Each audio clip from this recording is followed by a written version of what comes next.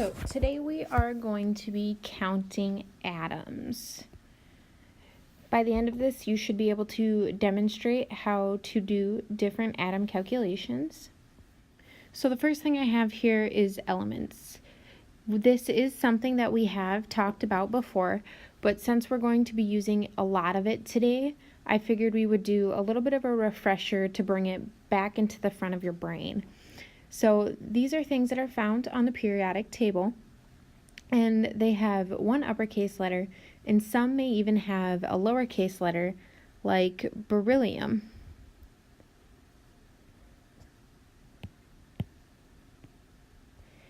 It has another E to show that it is beryllium. If they decided they wanted to make it just B, unfortunately, that would run into an issue because boron stands for just B. So the next thing on the list is compounds. This is another thing that we have talked about, but again, we're going to be using it a lot today, so this is just a refresher. These are made up of two or more different elements that are chemically combined. The elements that make up the compound become ions when they're separated.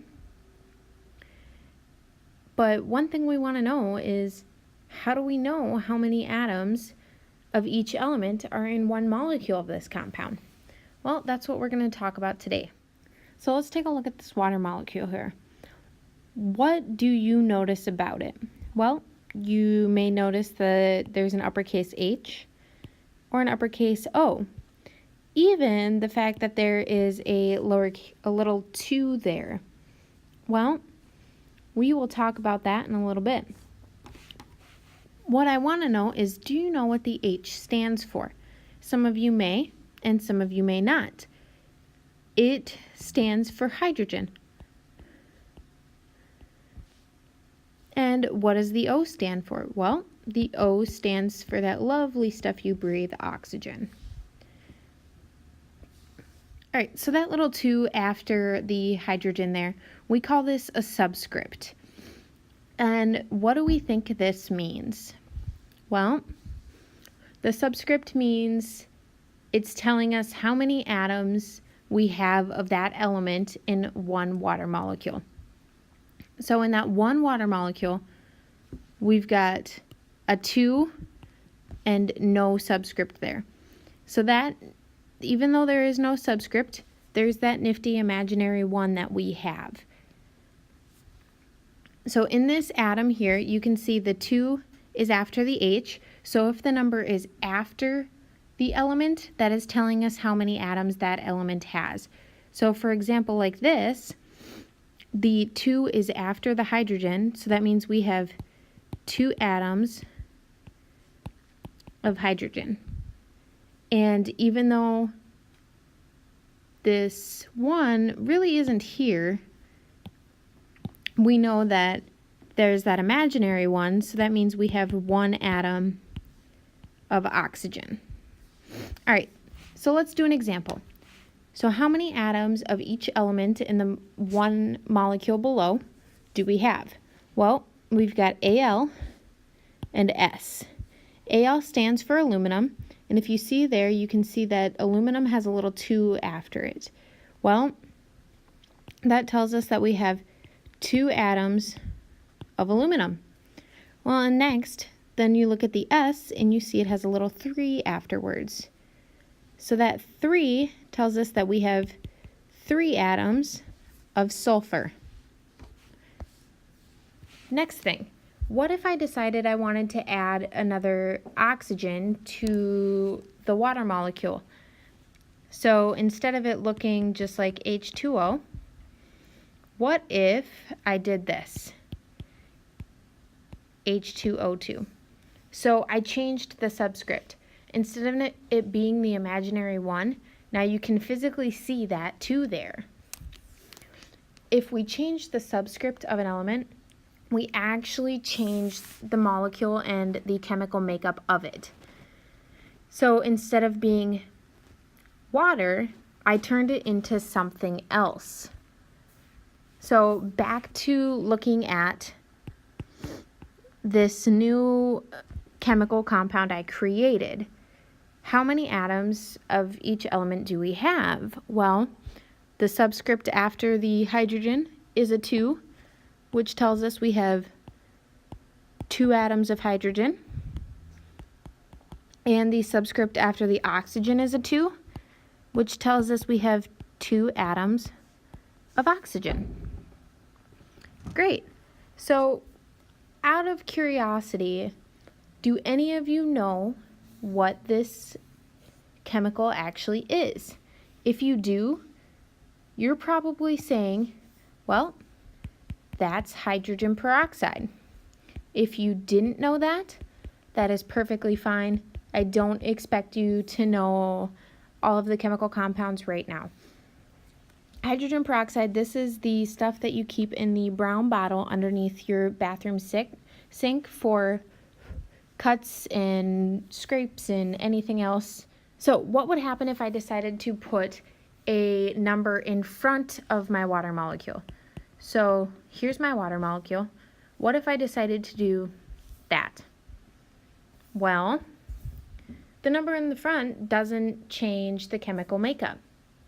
The number in the front we call a coefficient. So this just tells us how many molecules of that compound we have. Like I said, it doesn't change anything. Well, why doesn't it change anything? It doesn't change anything because this here, as we're going through and identifying that there's 2 atoms of hydrogen and 1 atom of oxygen, we're defining a ratio. So in this example here, we have a 2-to-1 ratio of hydrogen atoms to oxygen. So if I added a 2 here and figured out how many atoms I had, I would have 4 atoms of hydrogen and 2 atoms of oxygen. Well, if I simplified that, my ratio is still a 2-to-1 ratio. So the ratio stays the same if you add a coefficient, but not if you add a subscript. So how many water molecules would I have if I did this? Well, I would have 4 because the big number in front is 4. So now I want to figure out how many atoms of each element I have. In order to figure that out, you are going to take the coefficient in front and multiply it by each of the subscripts. So you're kind of going to FOIL it just like that. So it'll end up being 4 times 2 and 4 times our imaginary 1. Well, what's 4 times 2? 4 times 2 makes 8. 4 times 1 makes 4.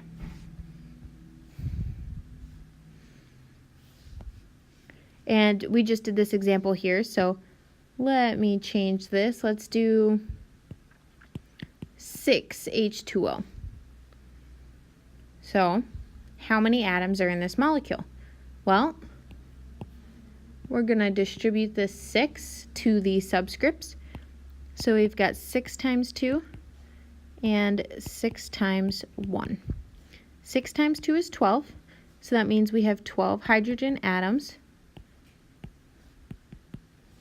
6 times 1 is 6.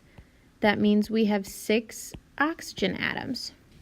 All right. We're going to do some more practice just to ensure that you have the hang of this. If you want to try these by yourself, now would be the time to pause the video, work through them, and then come take a look at the answers when you're all done. First one is NaCl, which is sodium chloride. So let me write that down. NaCl. Okay. You'll notice that there are no subscripts afterwards, so that means we've got those imaginary ones there.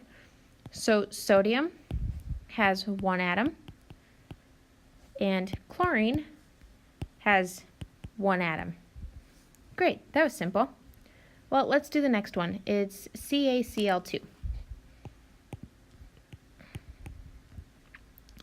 This one of the atoms does have a subscript after it. Calcium doesn't, so we've got that imaginary 1, which means we have 1 atom. Chlorine, on the other hand, has a 2. So that means we have 2 atoms of chlorine. Let's try another. We've got H2SO4. H2SO4. All right, so again, just look at the subscripts. We've got a 2 after the H, which tells us we have 2 atoms of hydrogen. We've got nothing after the S, so that means we have 1 atom of sulfur. And the oxygen has a 4 after it, so that means we've got 4 atoms of oxygen. All right, last one, 3Fe2S3. 3Fe2S3. So now we have a coefficient in play. We've got to distribute that coefficient